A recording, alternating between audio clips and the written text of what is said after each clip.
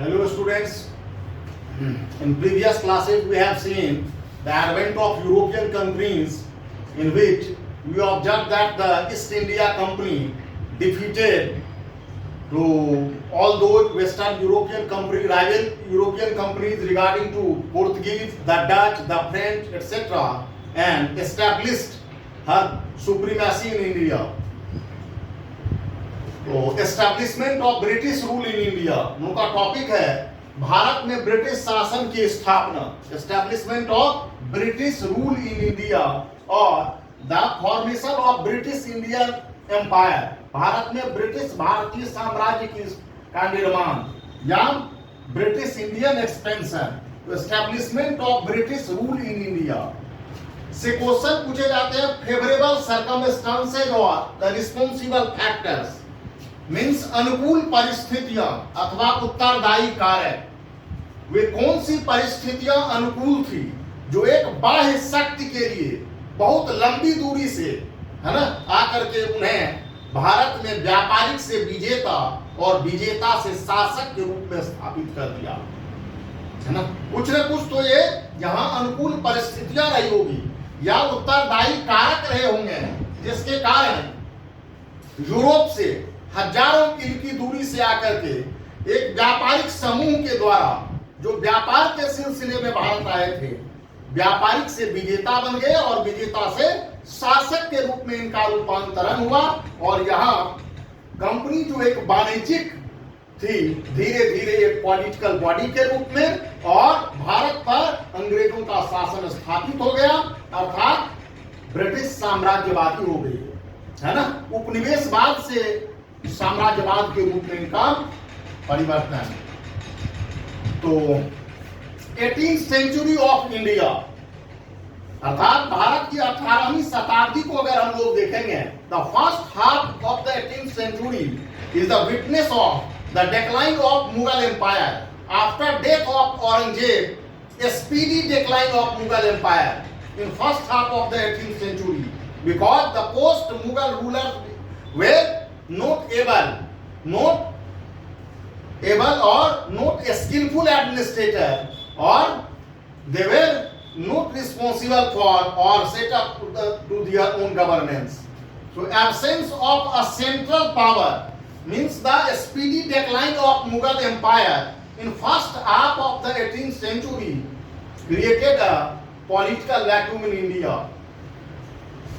Political fragmentation of India. Fragmented state means the emergence of so many regional states in the first half of the 18th century. 18वीं शताब्दी के पूर्वार्ध में जैसे जैसे मुगल साम्राज्य के पतन हुए वैसे क्षेत्रीय राज्यों की स्थापना होने लगी, है ना। The governors or the military commanders set up their own states in different parts of India. The governors and military commanders establish their separate states in different parts of India. It's called the political vacuum. ये एक राजनीतिक शून्यता की स्थिति को दर्शाती है, किसी केंद्रीय सत्ता के अभाव। और इस इंडिया कंपनी 17वीं शताब्दी में ही वॉच करने लगे थे कि मुगलों की स्थिति धीरे धीरे कमजोर हो रही है और जैसे ही औरंगजेब का मृत्यु हुआ वैसे ही आप देखेंगे भारत में राजनीतिक हस्तक्षेप की प्रवृत्ति शुरू भी हो चुकी थी और जिसकी शुरुआत हम लोग बैटल ऑफ पलासी में देखते हैं, पलासी के युद्ध में देखते हैं। और बैटल ऑफ पलासी अंग्रेजों के एक राजनीतिक महत्वाकांक्षा का परिणाम। In less than a century the East India Company control over India, political control over India एक शताब्दी के अंतर्गत थी। तो पॉलिटिकल वैक्यूम, क्योंकि पानीपत के युद्ध में 1761 दो थर्ड बैटल ऑफ पानीपत, इसका रिजल्ट क्या था? Who can't rule over India, कि भारत में कौन शासन नहीं कर सकता है ना। इसलिए कि 1761 का जो युद्ध था, पानीपत का युद्ध, ये मुगलों के स्थान पर मराठे लड़ रहे थे। कौन लड़ रहे थे? मुगलों के स्थान पर मराठे लड़ रहे थे।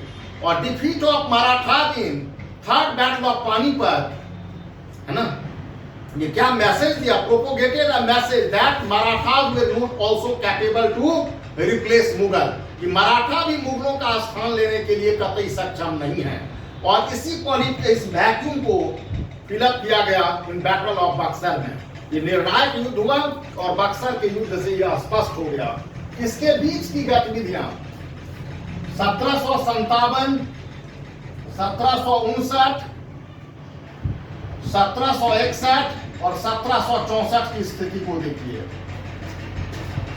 1757 बैटल ऑफ पलासी, पहली बार अंग्रेजों का भारतीय रजवाड़े के क्षेत्र में राजनीतिक हस्तक्षेप बंगाल के राज्य में, और यहां बंगाल का स्टेट क्या हो गया? Appeared as a plundered and sponsored state. Bengal एक लूटे हुए और प्रायोजित राज्य के रूप में। जस्ट 2 वर्षों के पश्चात बंगाल में कंपनी की स्थिति मजबूत हुई। द बैटल ऑफ बेदरा, बेदरा के युद्ध में कंपनी ने डचों को पराजित किया। कंपनी ने प्रतिस्पर्धी कंपनी डचों को पराजित किया। 1760 द बैटल ऑफ बांडीवास, बांडीवास के युद्ध में अंग्रेजों ने फ्रांसीसियों को पराजित किया। ये देखिए घटनाक्रम कैसे क्लोज है बैटल ऑफ पलासी से। तो 1760 में बांडीवास के युद्ध में the Britishers defeated French in 1761। इसमें अंग्रेज इन्वॉल्व नहीं थे, but the third battle of Panipat refers about the continuation of the battle of medieval India. Panipat का तृतीय युद्ध मध्यकालीन भारत के युद्ध की निरंतरता को दर्शाती है। किसको दर्शाती है? मध्यकालीन भारत के युद्ध की निरंतरता को दर्शाती है, जहां एक तरफ फॉरेन इन्वेडर्स था, अहमद शाह अब्दाली, मतलब फॉरेन इन्वेडर। ये फॉरेन इन्वेडर क्या थे? ट्रेडिशनल फॉरेन इन्वेडर्स, है ना, ये मेडाइवल से रिलेटेड मध्यकालीन। और दूसरी तरफ युद्ध करने वाले भारतीय शक्ति कौन थे? मराठास।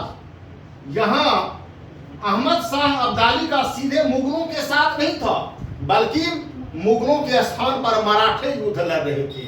तो इस युद्ध में मराठों की पराजय से क्या निकला परिणाम? कि भारत पर मुगलों के अधिकारी, उत्तराधिकारी राज्य जो सक्सेसर स्टेट कौन राज्य नहीं कर सकता है, means Marathas were also not capable to rule over India. They can't replace Mughal.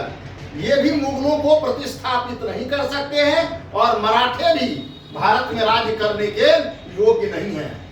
और चूंकि अहमद शाह अब्दाली रिटर्न हो गए के बाद आप देखेंगे political vacuum north western frontier province के अंतर्गत, और the Sikhs set up their own kingdom, और सिखों ने अपने राज्य को स्थापित कर लिया। इससे क्या मैसेज आया? कि मराठे जो सबसे अधिक शक्तिशाली थे, है ना, इंडियन नेटिव स्टेट्स के अंतर्गत, ये भी भारत पर शासन करने के लिए सक्षम नहीं थे, और इसका अप्रत्यक्ष लाभ भी मिला। अंग्रेज, the Britishers assured that no one regional states is capable to rule over India। और 1761 में आप पानीपत का युद्ध हुआ, इसमें मराठों की पराजय। 3 वर्ष के बाद 1764 battle of Buxar, the Britishers defeated trio, the Nawab of Bengal Mir Qasim, Nawab of Awadh Shujauddaula and emperor of Mughal Shah Alam, तीनों को पराजित किया। इससे क्या हुआ? तो अंग्रेजी शक्ति संवर्धन और अंग्रेजों का साम्राज्य विस्तार की शुरुआत। Absence of a central power, किसी केंद्रीय शक्ति का अभाव। जैसे औरंगजेब के समय में कंपनी ने प्रयास किया था, लेकिन तब कंपनी की सेना को पराजित कर दिया गया था। कंपनी ने क्षमा याचना मांग ली थी, और ट्रीटी के अंतर्गत ही पुनः औरंगजेब ने उन्हें सुविधा बहाल की थी, और इसी क्रम में अंग्रेजों को जमींदारी प्राप्त हुई थी। ये तो बहुत ही चतुर थे अंग्रेज, दरबारी, है ना, राजनीति के माध्यम से कॉन्सेशन को प्राप्त किया था, है ना, और इसी के आधार पर गोविंदपुरी, सुल्तानती और कोलिकाता की जमींदारी प्राप्त की थी। इसके माध्यम से अपनी स्थिति को सुदृढ़ किया। लेकिन कहा गया था बोर्ड ऑफ रेवेन्यू के जो अध्यक्ष थे कि समय का तकाजा है कि अब हमें व्यापार की रक्षा के लिए तलवार को अपने हाथ में ले लेनी चाहिए। उनका का स्टेटमेंट है ना। तो इसी क्रम में यहां आप देखेंगे कि जैसे क्षेत्रीय राज्यों के उद्भव पलासी से ये कितना क्लोज है 7 वर्षों तक। बैटल ऑफ पलासी के बाद हाँ, बेदरा का युद्ध, बैटल ऑफ बेदरा के बाद बांडीवास का युद्ध, बैटल ऑफ पानीपत प्रत्यक्ष नहीं था लेकिन इसका लाभ मिला, और 1764 में बैटल ऑफ बक्सर के बाद। तो पॉलिटिकल वैक्यूम, इस पॉलिटिकल वैक्यूम का लाभ उठाया अंग्रेजों ने। तो रहा mutual conflict among Indian regional states.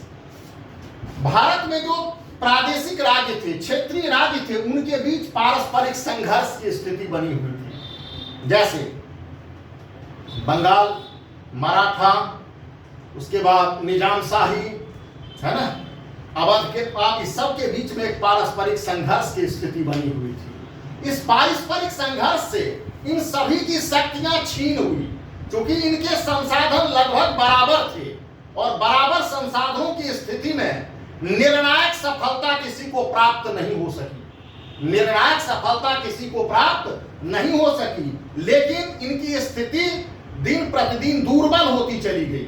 They became weak.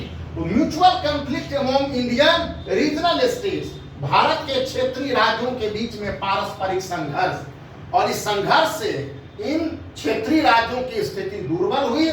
तो इसके कारण lack of unity among Indian rulers, और क्षेत्रीय राज्यों के बीच एकता की भावना नहीं थी, एकता स्थापित करने में विफल रहे। अर्थात they became failure to identify the foreign elements like the Britishers and other European powers. जो भारत के प्रादेशिक राज्य थे, ये अंग्रेज अथवा अन्य जो यूरोपीय कंपनियां थी उनको पहचानने में विफल रहे, और इनके खिलाफ कोई संयुक्त मोर्चा नहीं बना सके। अंग्रेजों ने कूटनीतिक, है ना, लाभ लेते हुए आपस में ही इन शक्तियों को उलझाया, और डिवाइड एंड रूल के माध्यम से, बाय डिवाइड एंड रूल की पॉलिसी से एक एक करके इन्हीं शक्तियों की मदद से सबको पराजित किया, है ना। तो lack of unity among Indian rulers. अब उस समय काल में भी जो 4 मेजर स्टेट्स थे, 4 मेजर स्टेट्स लाइक बंगाल, तो बंगाल में अपने ही ये थी, बंगाल, मैसूर, पंजाब, मराठा तो सबसे बड़ी पावर के रूप में थे, लेकिन मराठा भी इसमें असफल रहे। मराठा, बंगाल, मैसूर, पंजाब जैसे बड़े राज्य अंग्रेजों के विरुद्ध कोई संयुक्त मोर्चा स्थापित करने में विफल रहे। उन्होंने विदेशी शक्तियों के स्वरूप को समझने में, है ना, असफलता की, सफल नहीं रहे। इसीलिए lack of unity among Indian rulers. ऐसा नहीं है कि हर बार अंग्रेज ही विजयी हुए थे। युद्धों के क्रम में अगर आप देखेंगे तो कई बार युद्ध जो था वो भारतीय राज्यों के पक्ष में भी आया था, लेकिन वो अलग अलग लड़ रहे थे, इन्हीं दो शक्तियों को मिला करके लड़ रहे थे। वो विदेशी आक्रमणकारी अर्थात औपनिवेशिक शक्ति को, साम्राज्यवादी शक्ति को, उनकी राजनीतिक मंशा को समझने में विफल रहे। इसका कारण यह है कि शुरू से लेकर के अभी तक अगर आप देखेंगे, भारत ही नहीं, आज विश्व के किसी और भी क्षेत्र में हो सकता है कि भारतीयों की पराजय का कारण या भारत पर विदेशी शक्तियों का नियंत्रण के पीछे एक मंशा ये रही कि अपनी उन्नति से अधिक दूसरी की अवनति की ओर लोग देखता है। आज भी भारतीय समाज में ये चीजें हैं कि अपनी उन्नति को, अपनी खुशी को स्थापित नहीं करते, दूसरा कितना दुखी रहे, लेकिन इसके दूरगामी परिणाम होते हैं।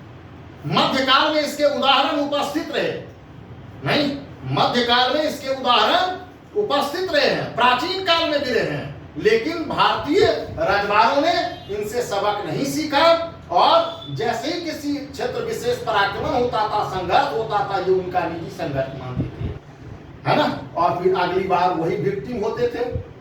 And all those native states fail pray of the British imperial powers, उन्हीं के शिकार हो गए। तो sound position of Britishers on coastal trade, इधर आप देखेंगे भारतीय रजवाड़े अपनी राजनीतिक व्यवस्था पर स्थापित में संघर्ष में लगे हुए थे, but the Britishers understood that their primary motto was the trade. इधर भारतीय रजवाड़े अपने अपने राजनीतिक संघर्ष में लगे हुए थे, लेकिन अंग्रेज समझ रहे थे कि उसका प्राथमिक उद्देश्य जो है व्यापार करना है, इसीलिए अपने आप को व्यापारिक गतिविधियों में वो मजबूत कर रहे थे।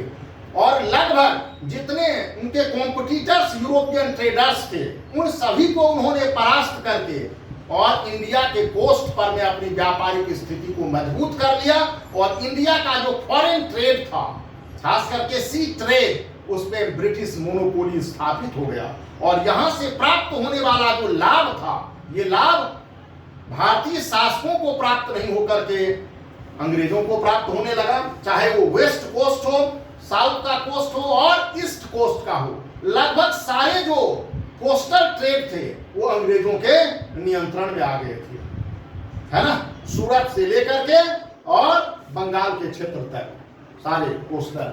तो British sound position of British on coastal trade, British naval supremacy, British नौसैनिक सर्वोच्चता। अब बाय डीट of naval supremacy Britishers checked their contemporary rivals, है ना। नौसैनिक सर्वोच्चता के ही कारण अंग्रेजों ने अपने समकालीन प्रतिस्पर्धियों को संतुलित किया, like Portuguese, like Dutch, like French etcetera, और हिंद महासागर के क्षेत्र में अपनी नौसैनिक श्रेष्ठता। No one Indian state had a sound navy to combat western power. किसी भी भारतीय राज्य के पास ऐसी सशक्त नौसेना नहीं थी जो कि पश्चिमी शक्तियों से मुकाबला कर सके। जबकि प्राचीन का मध्यकाल में देखे गए हैं, चोला किंगडम के अंतर्गत आप देखेंगे कि चोलों के पास एक सशक्त नौसेना थी। बाय डीट of a powerful navy the Chola, है ना, established their kingdom in the Indian ocean, है ना, द अरेबियन सी। वहां आप देखेंगे the Chola converted bay of Bengal into Chola lake, है ना। चोलों ने ऐसा किया था, जैसे पहले भी द्वीपीय क्षेत्रों पर, ऐसे अंग्रेजों के पास में सशक्त नौसेना, नौसैनिक सर्वोच्चता किसी भी भारतीय राज्य के पास ऐसे नहीं। वैसे शिवाजी के पास में था, मराठों के पास में ऐसी नौसैनिक शक्ति बाद के दिनों में नहीं रह पाई। मतलब थोड़े बहुत तो थी नौसैनिक शक्ति, लेकिन अंग्रेजों के मुकाबले ये कमजोर शक्ति के रूप में थे। इनके पास पावरफुल नेवी का अभाव नहीं था भारतीयों के पास में। इसीलिए पिछले क्लास में बताया था कि नो ही सिकंदर महान ने और नो ही नेपोलियन ने, है ना, वैसी सफलता प्राप्त की थी जैसी अंग्रेजों ने प्राप्त की थी भारत पर नियंत्रण करने की। नहीं, नो ही सिकंदर महान ने और ही नेपोलियन ने, ये नौसैनिक सर्वोच्चता ही थी जिसके बदौलत अंग्रेज भारत पर नियंत्रण स्थापित करने में सफल हुए। तो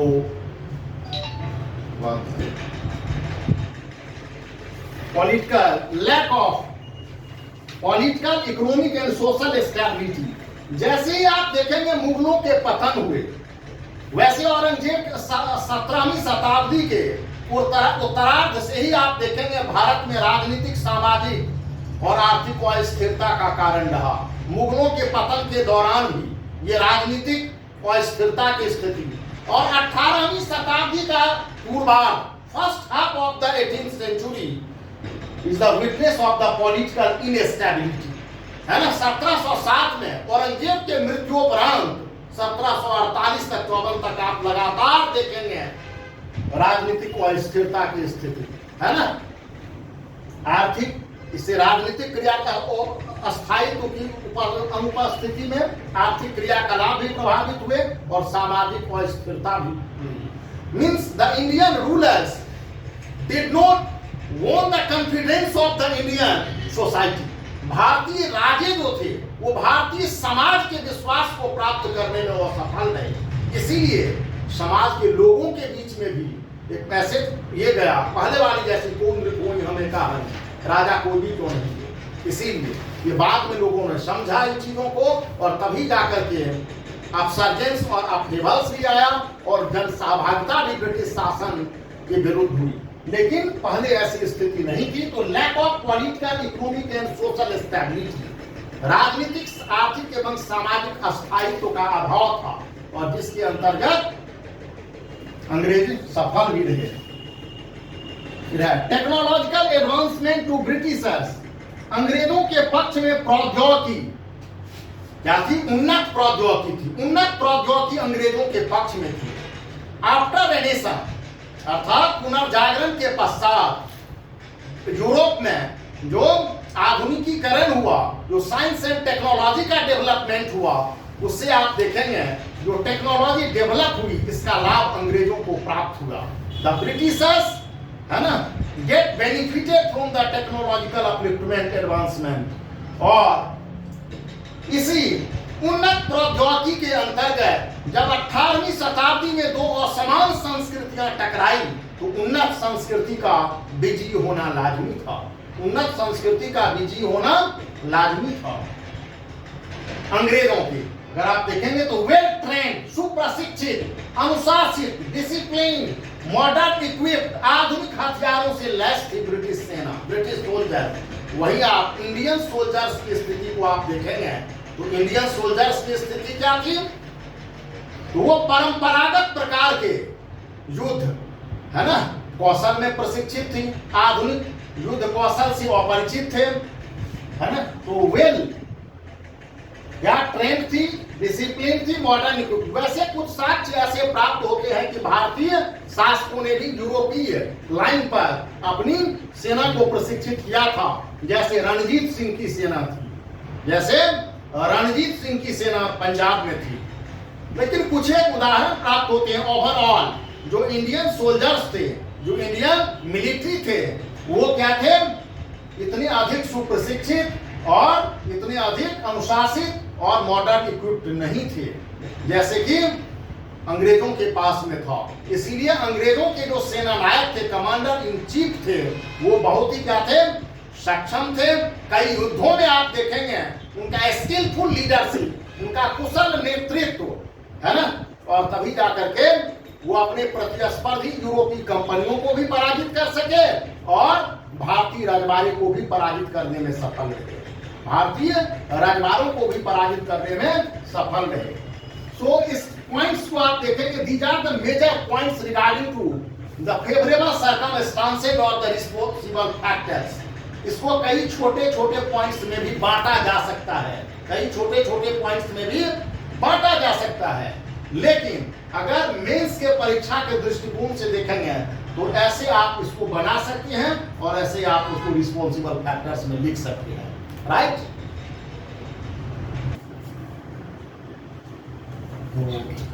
वो का टॉपिक था establishment of British rule in India, favourable circumstances और रिस्पॉन्सिबल फैक्टर्स। अब इसमें दो और भी है टॉपिक इसी के अंतर्गत। एक जो है the first half of the 18th century, कैसे absence of a central power and emergence of regional states. First half of the 18th century और second half of the 18th century onwards, है ना, 18वीं शताब्दी का उत्तरार्ध और इसके बाद establishment of beginning from battle of Plassey, beginning from battle of Plassey और अवध के समामेलन के साथ में भारत में ब्रिटिश साम्राज्य के निर्माण के चरण का पूरा होना। तो दो टॉपिक हम लोग लेंगे। इसके बाद सेपरेटली एक जो है इमर्जेंस ऑफ रीजनल स्टेट्स और दूसरा establishment of British rule beginning from battle of Plassey, right. हाँ, इसको लेंगे नेक्स्ट क्लास में हम लोग देखेंगे।